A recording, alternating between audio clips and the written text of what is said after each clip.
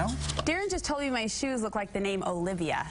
What does that mean? Olivia. It's like, because your shoes, now we have to show the shoes. The shoes are a little bit sort of a retro, sort of like, you know, the little Oxfordy kind of little tie thing. Yeah. So it's sort of like the name Olivia, which is an old-fashioned name, but it's adorable now for little girls who are named Olivia. Those are not my shoes. So your shoes are sort of like an adorable little shoe that harkens back to an older, nostalgic time. Okay. Does that make sense? I think it's a compliment. It is a compliment. Townsend, get your shoes out of my space. Someone's trying to horn in on the shoe. I'll take it as a compliment. What's the name of your shoe? Mine's Bob. That's about it. Okay. You know, not much to it right there. Okay, we're on one today. Welcome to Studio 5. And in case you didn't catch it, there was a little bit of a game over the weekend. Some people calling it a big game. What game? Some people call it, I think it was like a horrendous game. I don't know what you're talking about. Whichever side you were rooting for, awful game out there. Yeah, it was pretty painful. I was down there in Provo. Met a lot of great Studio 5 fans and friends, but yeah, it was a painful night. I saw this picture on by the way, BYU, Utah, in case you weren't aware of what was going on here. My shoe's name is Olivia, and we're talking about BYU Utah game. Yeah, I saw this picture I wanted to share on my friend Justin's Facebook page that pretty much sums up, I think, the whole experience, right? Yeah. Bringing a BYU stub for a free turnover. Got a laugh out of it. Some of my diehard Red Utah Ute friends even said it by the end it wasn't even fun for them. No, it wasn't. Because you won a game, and darn it, maybe next year. First half, maybe. Second half, not so much so at that point. Yeah. Anyway, we're already looking forward to next year. 364 days or whatever until we get to there. In the meantime, a great Studio 5 show lined up for you today. Okay, today on Studio 5, how to become...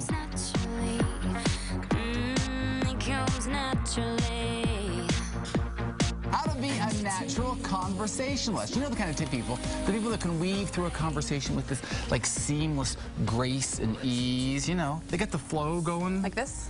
Yeah. They got the flow. Yeah, they work over words, they smooth over any topic, and they really do talk the talk with expert skill and practice. Studio 5 relationship coach Matt Townsend brings his shoes along in today. Says that anyone can learn the art of being a natural conversationalist. You have to have 4 things. None of those are shoes. No. What was all that? You're weaving, you know, through a conversation. Sometimes we come along, we hit a speed bump, boom, boom, we go over, or we hit a roadblock, we don't know how to get around, some awkward conversation, you screech on the brakes. I just did it because he was doing it. Okay, because see, I don't know what you're talking about.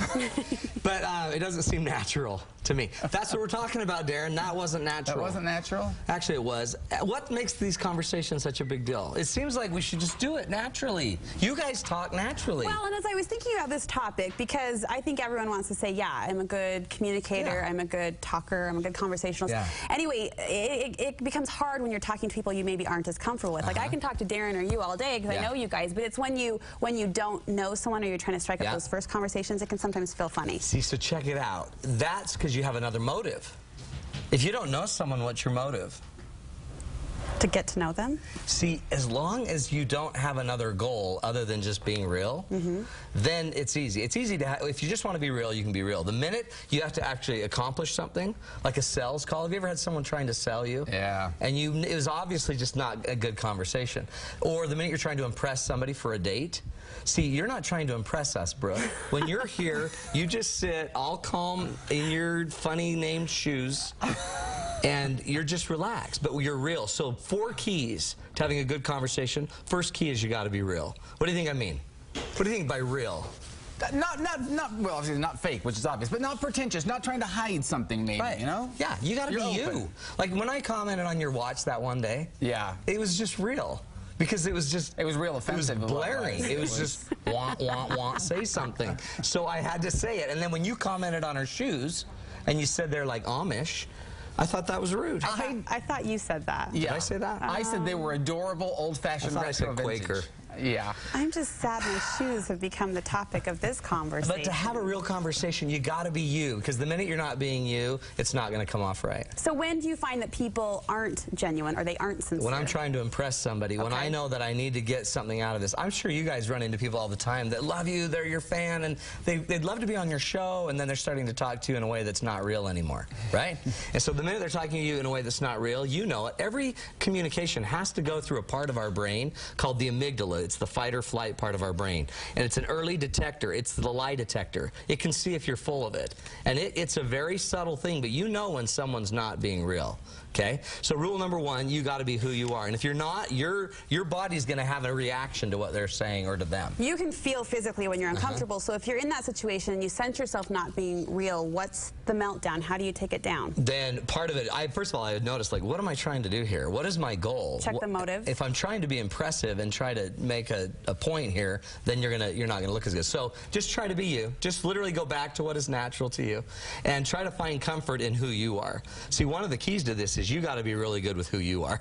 To be real, you got to know who you are and know who you're not, know what you're trying to do and know what you're not trying to do, okay? Second rule is to be curious. What do you think that means? I mean, that's so self-centered, like asking questions about the other person, maybe? No, but everybody loves to talk about themselves. Yeah. So when you're curious, and you're like, oh my gosh, I see this all the time on your Facebook page, by the way. Everyone wants to know who does Brooke's hair, which is so not real. Her hair's not even real, just so you know that. It's I mean, wig, I can see it right here. It's a wig.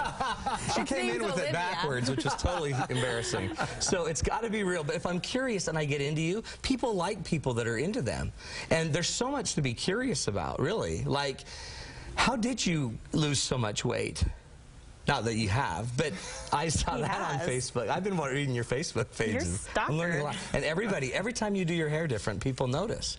But they're curious. And what does that say about you if people are noticing?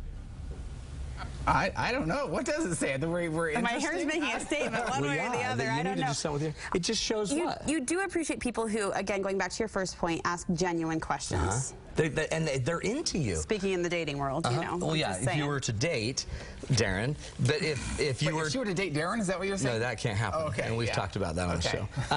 But part of this is curiosity says that I'm into you. And if I'm into you enough to care, to question, to notice, how many times have you done your hair differently and nobody's noticed? How many times has a woman gone home, had her hair completely done differently and her husband didn't even notice? That lack of curiosity is kind of it's a bad thing. So if you want to have a better conversation, show curiosity. Get into them. Where did you do that? How do you do that? How do you keep your life so together? Be positive. Show them what you love about it. It's sort of one of those rules like from dating when they say, you know, ask 3 questions for every one they ask you or whatever. And if you turn to the other person, then you're never going to have a lull in the conversation. That's right. Well, ideally, sure, right? Yeah. Third rule, be present.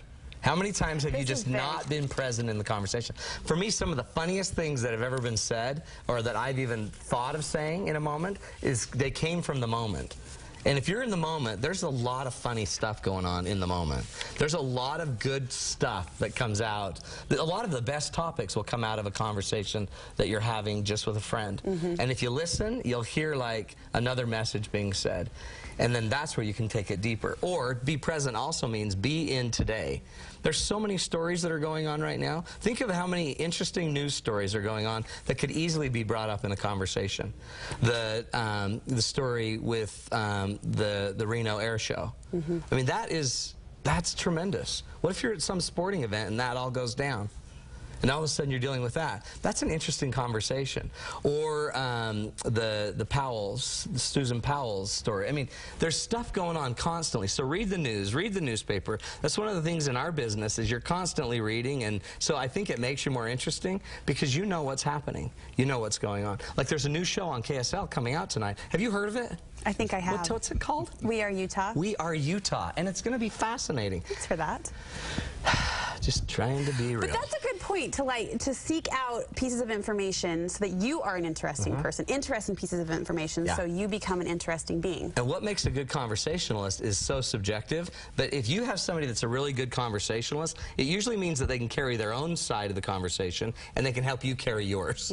So if you have a lot of topics and a lot of stuff you can bring up, and we'll talk about the last one is to be balanced. We don't want you to dominate the conversation, right? So we want it balanced, but if we're present, we have enough information. Sometimes you want somebody to do a little bit more talking. Sometimes, if you haven't seen someone for a long time, you want them to do the talking. So balance is a bunch of things. We want to make sure we're balancing what we call advocacy, which is me having a position, and inquiring into your position. We've got to balance that.